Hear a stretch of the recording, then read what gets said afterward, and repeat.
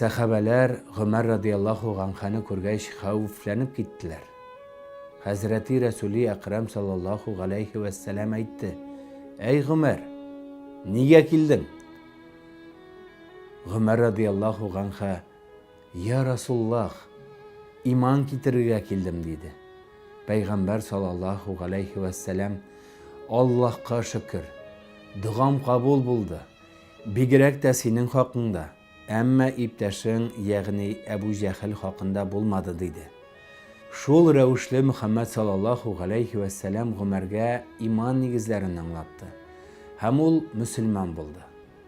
Бераз вакыт үтеп, намаз вакыты җитте. Пәйгамбәр саллаллаху алейхи вә сәлам намазга торды.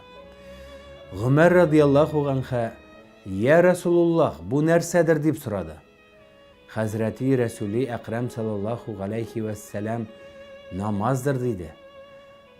Гомәр радияллаху анха: "Намаз нәрсә ул?" дип сорау бирде.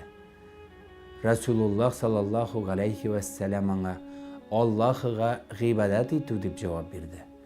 Гомәр радияллаху анха Аллаһыга гыйбадат кылуны аның өендә, ягъни мәчеттә итсәк булмасмы?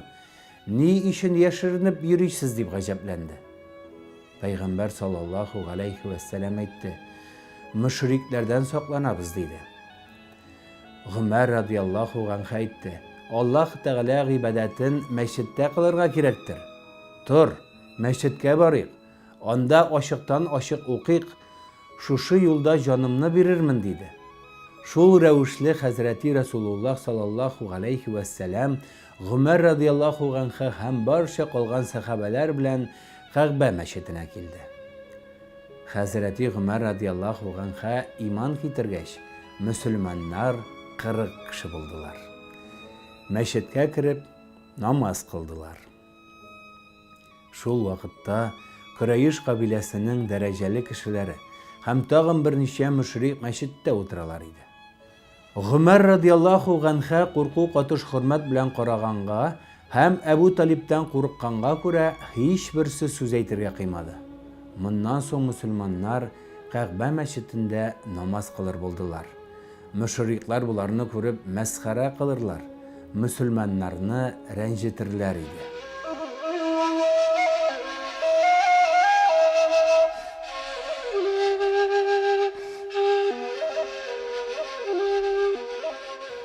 Бу хәлләрдән соң аят инде һәм Пәйгамбәр саллаллаху алейхи вә сәламгә халыкны дингә ачыктан ачык дәгъват кыла башлады.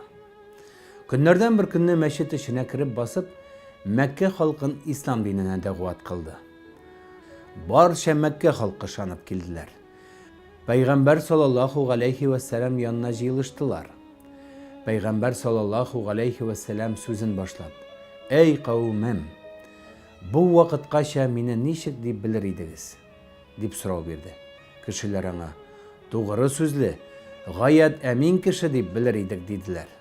Пәйгамбәр саллаллаху алейхи вә сәлам дәвам итеп: "Мин инде сезгә бу кичне Аллаһ Тәгаләдән газап килер, сезне халак кылыр дисәм, ышанырсызмы?" дип әйтте.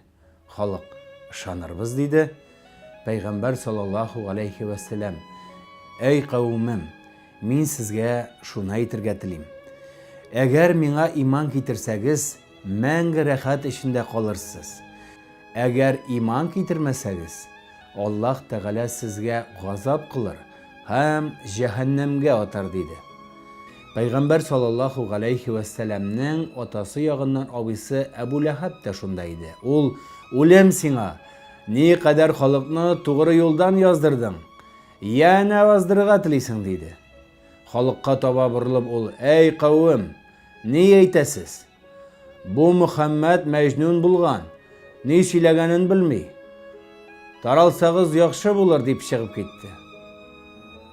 Пәйгамбәр саллаллаху алейхи вә сәлам кая гына барса да аның артыннан калмас иде.